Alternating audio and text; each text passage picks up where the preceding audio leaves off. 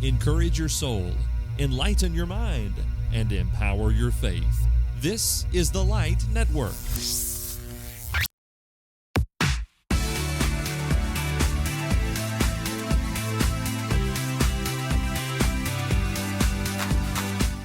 If you want to be a serious Bible student, a successful servant, and a powerful preacher, this is the podcast for you.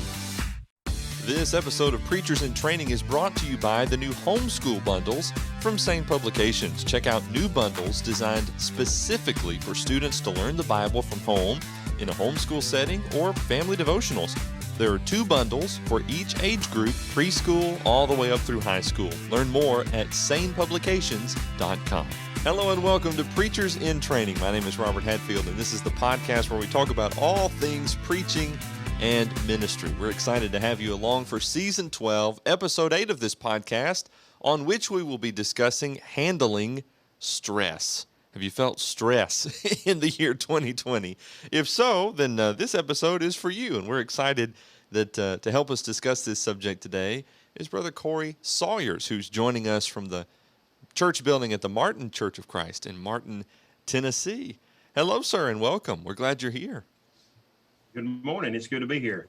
We appreciate you being a part of our episode today, and especially in light of the recent relocation. And as we're recording this, it's your first day on the job. So it is.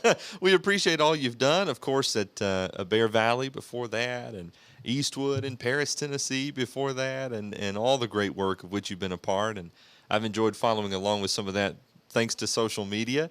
Tell us about the work there at Martin and what your role is there, if you don't mind. Well, first let me tell you, I appreciate you having me on today. I've been a long-time listener to the podcast and appreciate the work that you've done through it. It's one of the things we've encouraged our students at Bear Valley to listen to, in fact. Oh, that's humbling. As Thank a great resource. Yeah.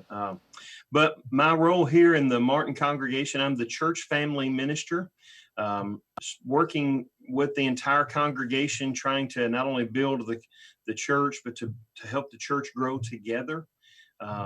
And, get people more involved, not only in the work that's going on, but in each other's lives.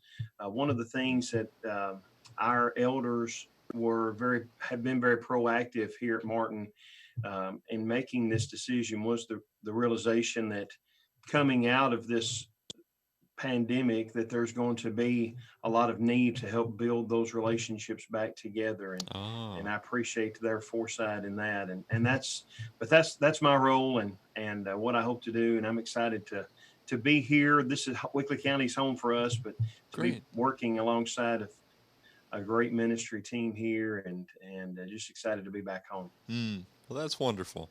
I appreciate that very much. And, we've talked a lot last season and this season about the coronavirus, and hopefully not to belabor the point, but just to acknowledge, obviously, the reality that it is in our culture, but even the reality that's having on us as ministers and preachers of the gospel.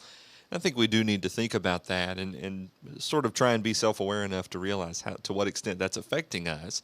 Of course, we're talking about handling stress, and there was stress associated with ministry and the work of the church prior to that. I think about Paul saying the weight of the caring for the churches, as he says there in 2 Corinthians, and we'll get into biblical examples in just a moment. But I don't want to just label ministry as just nothing but stressful. Obviously, we're not saying that, but stress does sort of go along with that a little bit. Do you mind maybe speaking to that and just the fact that ministry is going to have some stressful components? Yeah, it's a fine line when you're trying to encourage young men in preaching, especially. It's a fine line that we walk in trying to balance, and that's the key word in most everything in ministry is balance. But walking that fine line between being real enough to help them realize that there are some stressful situations and aspects of ministry that are stressful, but also we don't want to paint it as, doom and gloom. I feel like I'm talented enough that I could do a lot of different things, but if I could live 1,000 lifetimes, I'd pick ministry every time. It's the greatest work to be involved in, but you have to go into it with the realization that, it's not a bed of roses, and there are some things that a little bit of foresight, a little bit of planning ahead, and a little bit of realizing what you're going through can help you not only go through those times, but learn from them and come out the other side, hopefully more prepared Mm-hmm. and better able to serve others in your ministry. Yeah. I think about every job, I guess, in one way or another, is stressful. I think that preachers bear what is perhaps, in terms of, if you want to call it a career, a job, is a heavier weight just because of the eternal aspect of what we're doing.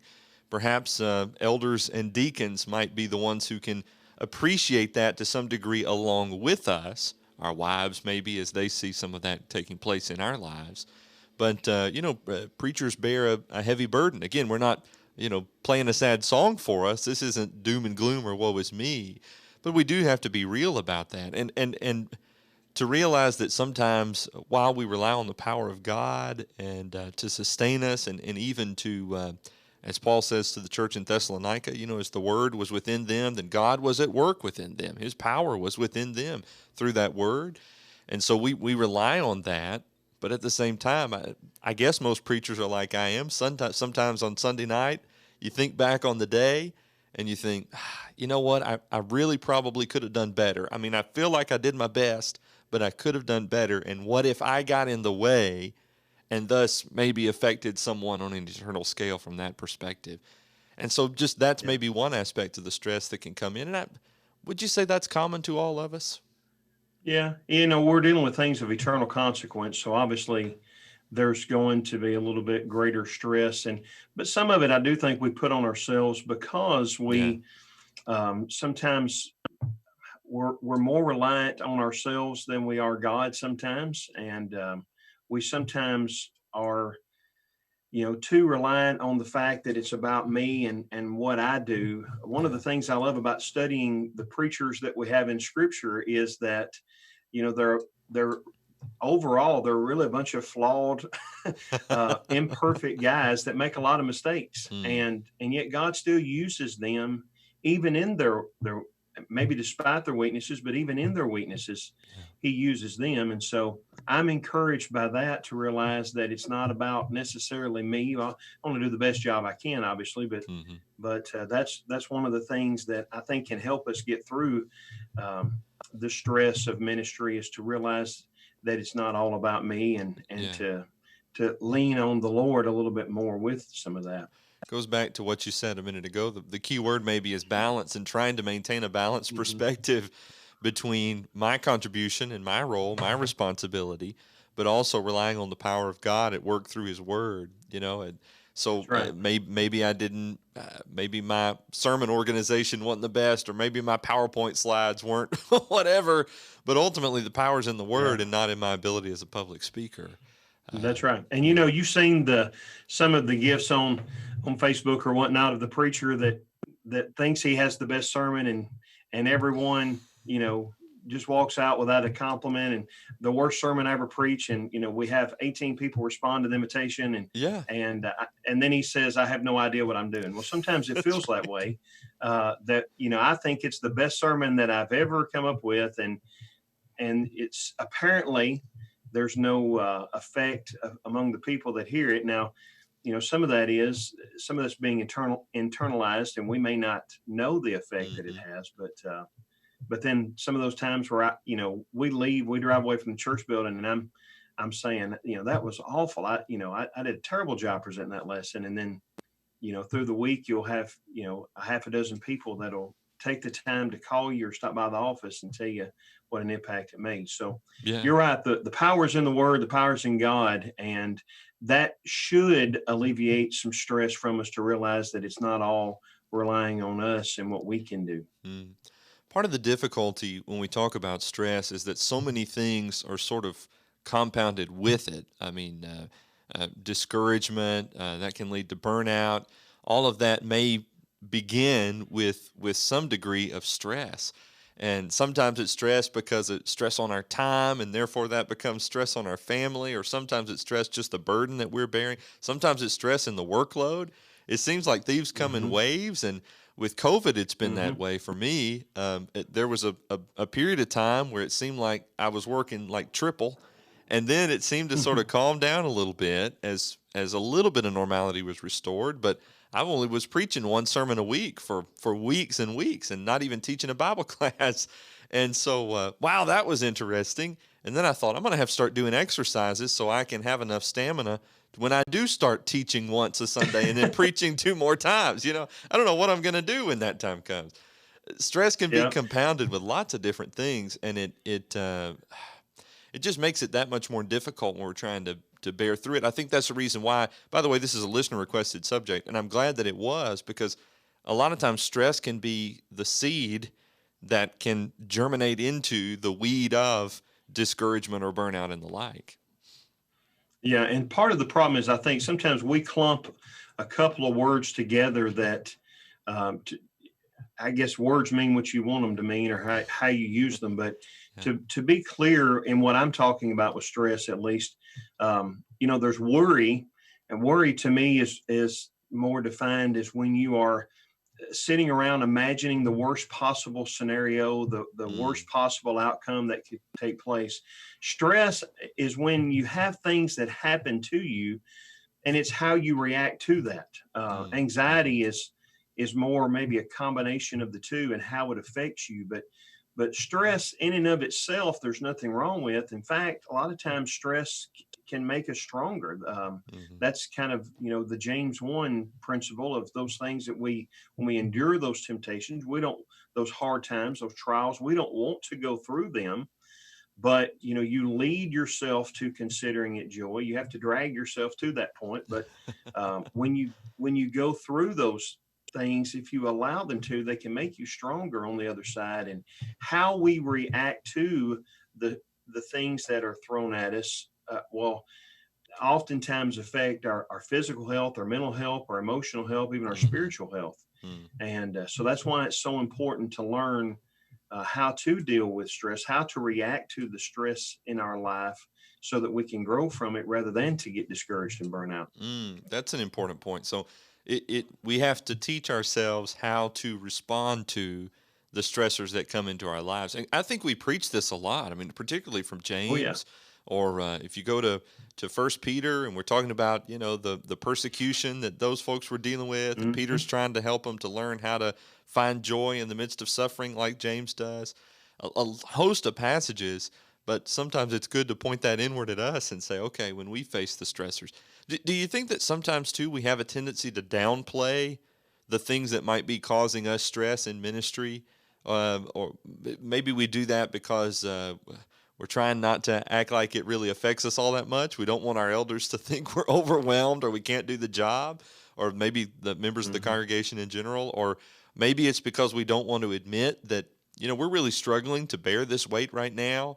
Maybe we're unwilling to ask for some help. Maybe there's a deacon who has an assignment to do this particular area of work, but maybe I kind of like to do it, so I'm kind of doing it, whereas this deacon might Right. be in a place that. Is that your experience, that sometimes preachers can be in denial about stressors? Yeah, I think there's a few factors that contribute to that. Number one, most preachers, not all, but most preachers are type A personalities and self motivators, and you need to be to a certain extent. But Yeah.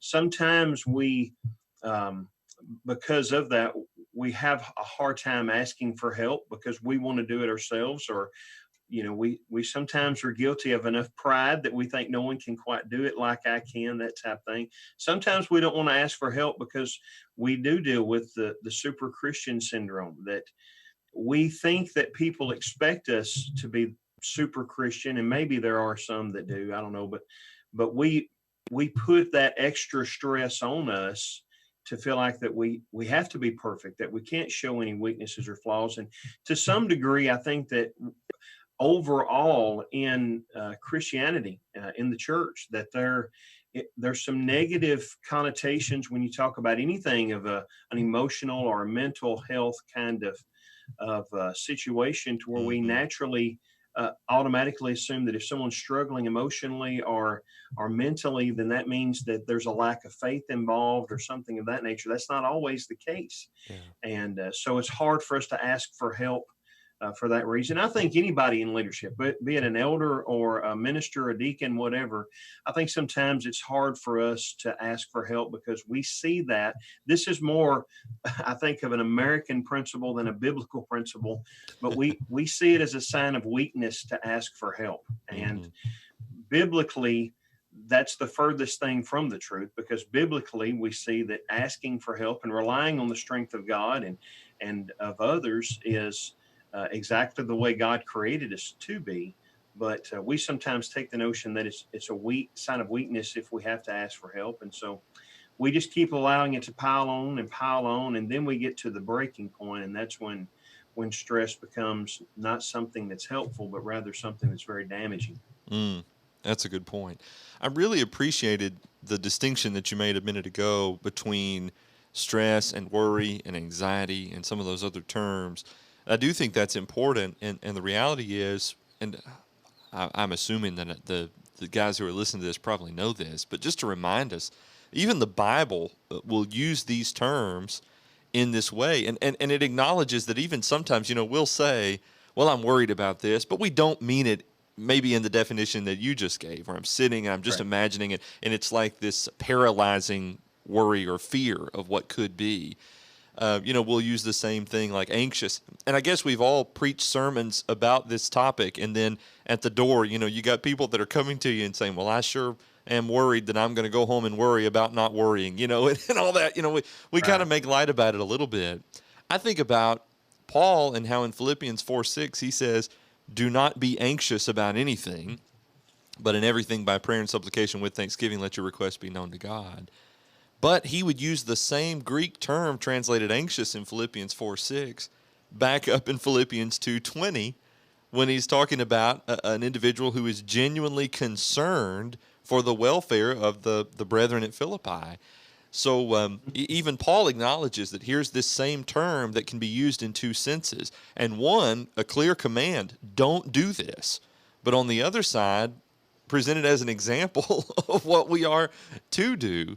And maybe that contributes to the misunderstanding in general, and sometimes even the feeling or our propensity to put ourselves in positions where we do transition over from the good kind of stress or worry or care over to the other side, which may demonstrate a lack of faith. Mm-hmm. Yeah, and you see, Jesus in the Sermon on the Mount does the same thing in Matthew That's 6. right. He tells us not to worry about it. But the worry he's talking about is, that if you're just thinking about things. So if you're just worrying about things and just thinking about things, can you add any time to your life or any height to your stature, depending on how you look at the translation of that? Can you do anything by just dwelling on the negative outcomes of things? Well, of course not. And that's the kind of worry I think that he's talking about in Philippians chapter 4, and he gives us there a list of ways to keep from being overwhelmed by worry in that context. To by prayer and supplication with thanksgiving, let your requests be made known to God. So you need to pray to God. You need to give thanks to God. You need to let the things that are problematic in your life, the things that you're concerned about, bring them to God. And we sometimes don't do that because we think, well, maybe God's not concerned about that.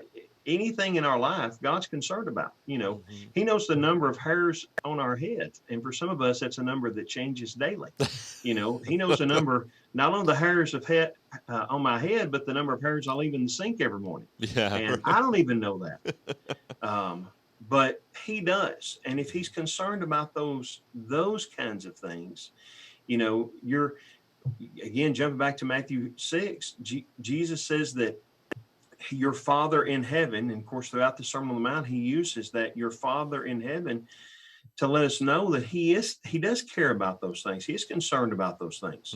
And, when I was growing up, my daddy, I told him about a lot of things that I needed or thought that I needed or things that I wanted or things that I was concerned about. Not once did it ever enter into my mind, I don't know if Daddy can afford this or not, or I don't know how Daddy's going to buy this, or I don't know how Daddy's going to take care of this, because he was Daddy. And I just went to him because that was my job as a child, was to go to my my daddy when I needed help with things. Mm-hmm. Well, our Father in heaven is, if our physical fathers on this earth know how to do good things for us, how much more does our heavenly Father know? And so, he didn't want us to be concerned about, how much God will care about this, or does he want to hear about this. He just wants us to bring those things to. He's not a God that cannot be touched with the feelings of our infirmities, though King Mm. James says he cares about everything, and he wants us to bring those to him. Mm-hmm. And so,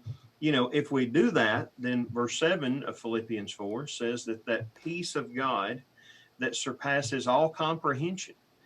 Uh, how can you go through the things you're going through and have a peace, not have that over anxiousness, that worry to think about the worst scenario? And well, it's because even though I can't explain it, it's because I know that God is with me and God cares about me, and he allows me to lean on him and his people during those times. And so anyway, I probably chased a rabbit there a little bit, but it's No, just that's good. it's a the problem that we have, I think, sometimes is realizing how much that he wants us to lean on him, and with those things. And if we do that, then we can see it as stress. We can see it as something that can be um, taken on and worked on, rather than just something to worry about. Mm. And I think that's the distinction between. My papa used to say it this way. He'd say, if you can do something about it, then there's no sense in worrying about it. Just do it. And Mm-hmm. he'd say, if you can't do anything about it, then what's the sense in worrying about it? Well, that's kind of, I think, the distinction here that Jesus makes in Matthew 6, that Paul makes in Philippians 2 and 4, is that dwelling on something unnecessarily is not going to help anything. But recognizing here's a stressful situation, here's a problem that needs to be addressed, and finding a logical and reasonable way to handle whatever it is, then that's the kind of concern that we ought to show for it. Mm-hmm. Wow. I think that's powerful. As we're thinking about stress and how we can handle it, maybe even some of the causes and the cures for it as we go forward a little bit, I'm interested in something that you mentioned to me before we hit the record button a minute ago about Jesus and an example that he Mm-hmm. shows us. Obviously, he taught about it, as you just mentioned in Matthew 6, and Paul corroborates in Philippians 4. But to know that Jesus even knows what it feels like to go through it, and without question, in even a greater to an even greater degree than what we know, but what we might experience, but nevertheless, some lessons that can be learned from that. Would you mind sort of taking us Mm-hmm. through that and helping us connect with Jesus, and then how he can help us in dealing with the stress in our ministry for him? Yeah, of course, obviously Jesus is the greatest example for our ministry and in all things. But in Matthew chapter 26 is the passage I was talking about, when Jesus is going to the Garden of Gethsemane, and the Matthew doesn't give us, of course, as much insight as John does, but John tells us in that upper room that Jesus was very troubled. He was very, very overwhelmed, I think, emotionally, and I think we can see that in the text. When you get on down into it, and he's talking about how the blood and the sweat mix together, and Mm. there's a couple of different explanations for that. One of which that I think is probably the one that I would lean towards, at least. Doctors, tell us about hematidrosis, Mm-hmm. when your capillaries in your forehead will burst because of the stress that you're under. Mm. If that's the case of the explanation there, then it just shows again how much stress that he was under, what a burden that he was bearing. But whenever he goes to the garden, a couple of things that I think is important to notice with Jesus is that the first thing is that he involved others. When he goes to the garden, Mm. he brings with him all of his disciples. That's verse 36. And he doesn't just go to the garden by himself. One of the things Jesus is concerned about with the disciples is they're being arrested.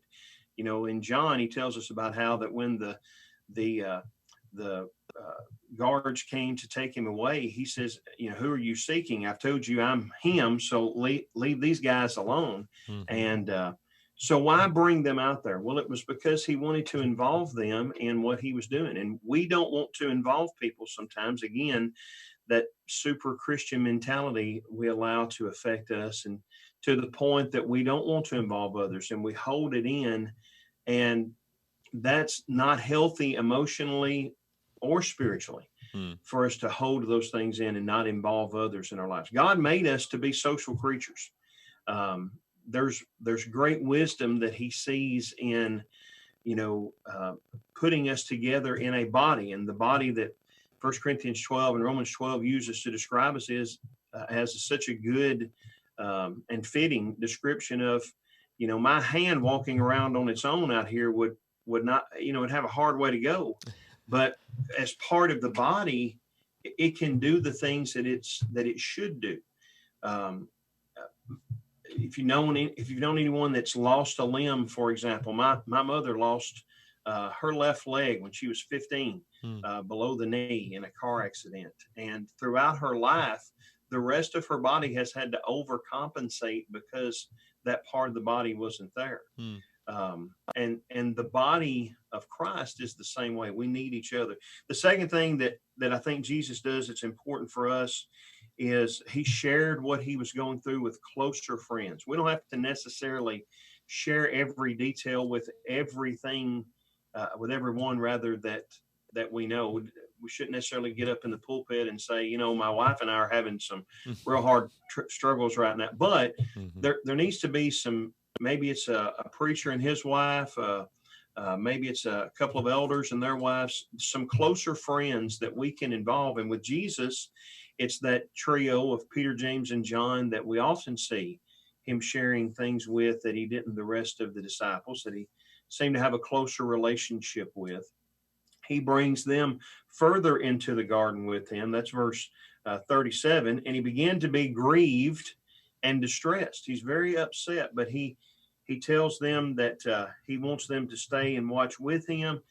He wants them to be there with him when he's praying. And one of the greatest things that we can do when we're dealing with stressful situations is ask people to come and pray with you and be with us. But we've got to be willing to share those things with others, whatever kind of stress it might be. We've got to be willing to share with them. And then you'll notice that maybe the most familiar part of this passage is that he spent time with God. And we need to spend time. Again, you go back to Philippians 4, that's what Paul said there. Jesus, God the Son, while he was on earth, realized his need. And this wasn't the only time, of course, he realized that there were times that he needed to get away from others and just spend time alone with God. And in ministry, sometimes I think we're guilty of telling, you mentioned this earlier, we're guilty of telling others that you need to have an active prayer life and you need to do this and you do that, and we'll pray for others. But how many times do we just sit down, have a time of day or a special place that we go to, and we just have a conversation with God about what's going on in my life? He wants that. And that's what Jesus did. And the fourth thing that he did is that at the end of this, when he comes back out that last time with the disciples, he verse 45, he asked them if they were still sleeping and resting, and he tells them the time is at hand, that he's going to be betrayed. He said, let's go. He's preparing them. One of the greatest ways that we can deal, I think, with stress that we see in the life of Jesus is that we can serve others. I mentioned a few moments ago in John 13, where Jesus talks about John talks about how that Jesus is very upset. He's very emotional. And then you get to John 14, and immediately what Jesus does is he says, let not your heart be troubled. And he tries to comfort the disciples. Again, you get down to John 14:29. He does the same thing. Let not your heart be troubled. So there's great value in serving others. It allows us to not focus on our problems as much. It allows us to get outside of ourselves and see that sometimes the things that I'm struggling with in the grand scheme of things aren't the worst things in the world. They allow us to maybe put things in perspective a little bit. One of the things I love about the book of Job is when God talks to him, he gives him that big picture perspective that you're seeing this much of what's going on, Job, and I'm dealing with everything. And so in the grand scheme of things, where that's not to belittle anything that anyone's going through, but in the grand scheme of things, maybe it's not quite as earth moving as we think it is. And serving others helps us to have a better perspective of that. Serving others allows us to take our minds off of our own troubles, and there's no better medicine emotionally, maybe spiritually even, than when we're spending time helping others through their time. So I just think that's a great example that Jesus gives us there in the most difficult situation, the most stressful situation that he faced in his life, and how he reacted to it was to involve others, to share it with others, to spend some time with God, and then to serve others. And ultimately, he's going to go to the cross as the greatest example of that. But when we see how he deals with stress, I think it should help us, number one, realize that it's stress in and of itself, there's nothing wrong with. Jesus faced it. And number two, there's a way that we can face it in a God-approved way, and Jesus is the example of that. It's kind of like we can use these situations to allow us to draw closer to God, lean in more on his promises, increase our faith, or we can do the opposite of that. And obviously Jesus is the exactly right example. Right. Yeah, I love that. You mentioned about service, and it is interesting. I mean, even times like these, many of us aren't able to visit hospitals. I've known of a few preachers who maybe have been able to get in under special circumstances, but visiting right now for me looks like picking up my phone and calling people. And, I miss seeing people, and, I think there's value in face-to-face interaction and being able to pray with people in person versus over the phone. But we're doing the best we can right now. It's interesting, though, how, and I'll try and stagger my day if I can, where I call and check in on somebody, maybe in between some heavy things. And it just helps, as you said, to change perspective, to, shift gears and see things from the way they truly are. And of course, we're always encouraged by our time and trying to serve others. Of course, that's not the reason why we do it, but that's a happy byproduct of it.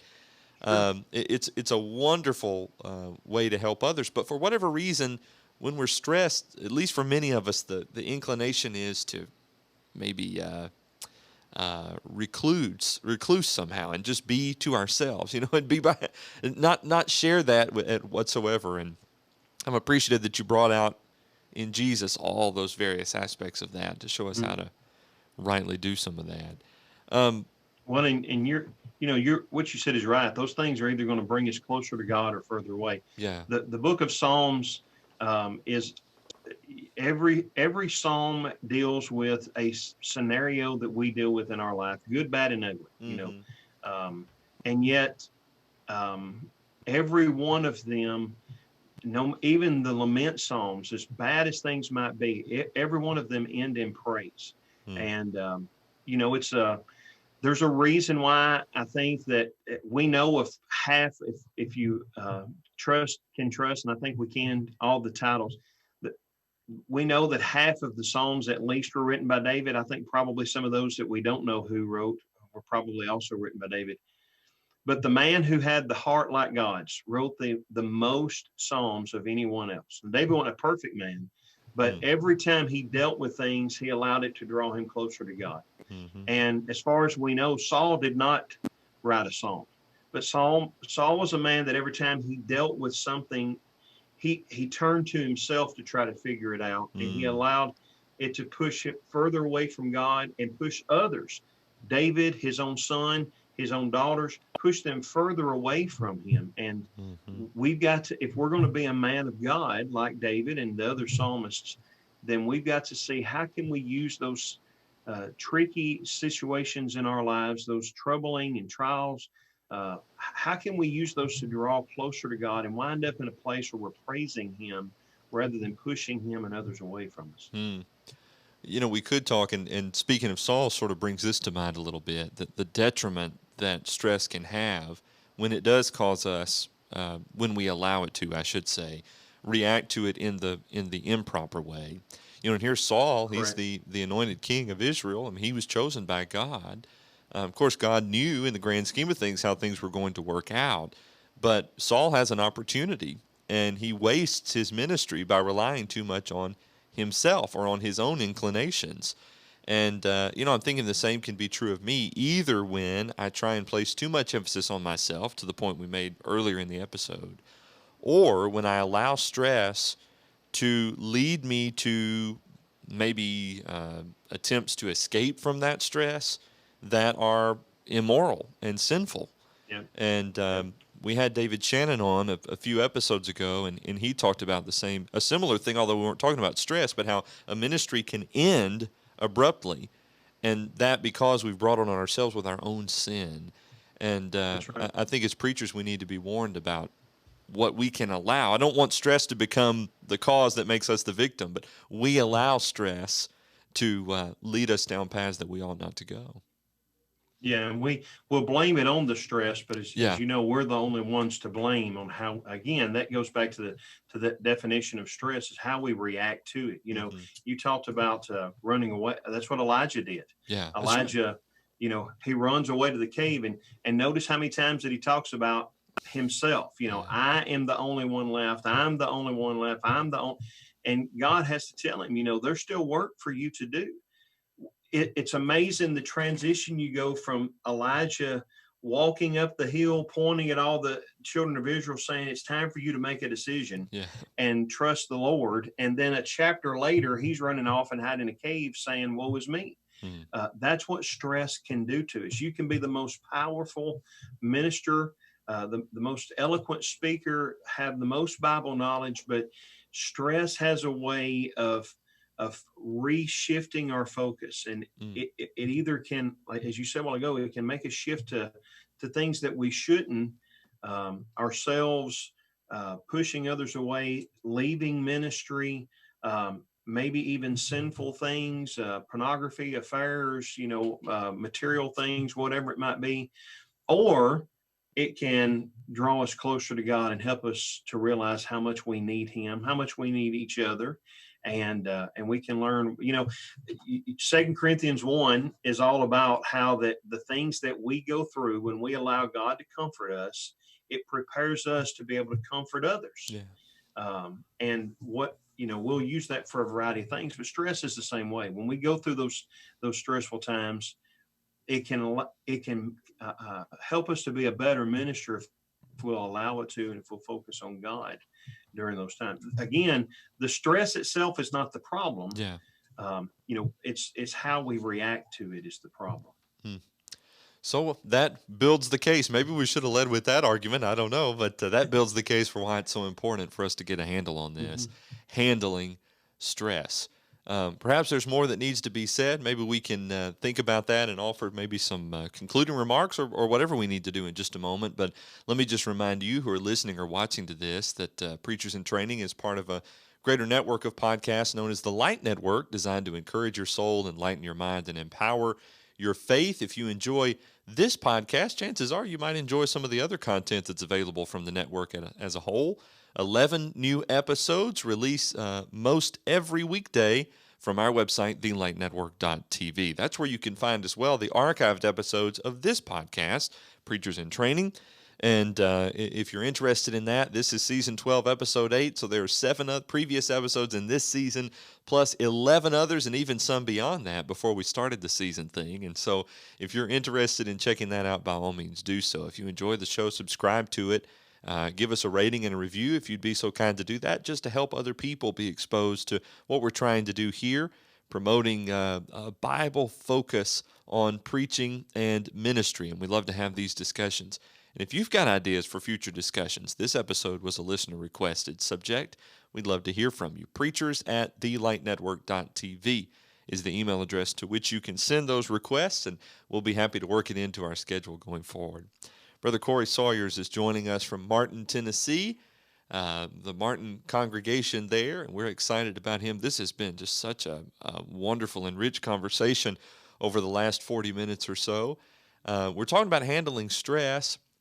As we try and maybe land the plane a little bit, or so to speak, what do we need to say just to wrap up our discussion, or maybe touch on something that we've neglected to discuss up to this point? Well, I would just encourage people to, when you're dealing with stressful times, try to serve others. We've made that point a couple of times. Try to encourage others, pray and lean on God.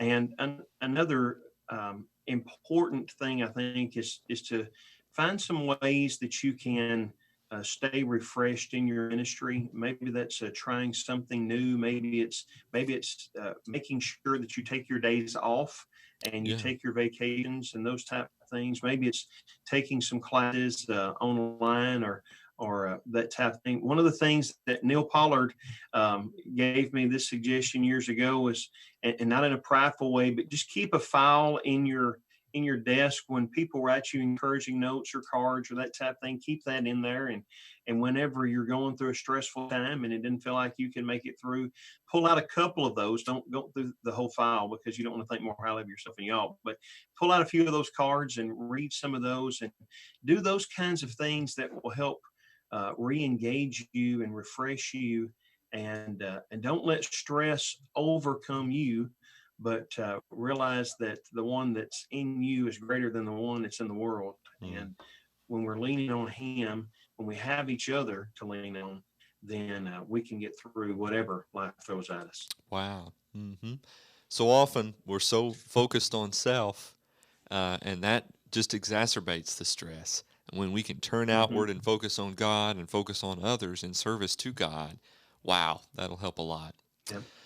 So Thank you. All about how you react to it. Yeah, that's it. Thank you, brother, for your time this morning, as well as for the wonderful thoughts. We're so appreciative and have benefited a lot. I know I have from our discussion today. Well, thank you so much. Thank you so much for having me. Well, we appreciate you for joining us for this episode of Preachers in Training. Always a pleasure and really an honor to have your time week to week. I'm praying that this episode has been as beneficial to you as it has been to me. That's going to do it for this edition of Preachers in Training. We'll be back next Thursday. Hope you'll join us then. But until then, I'm Robert Hadfield. Let's go preach the Word.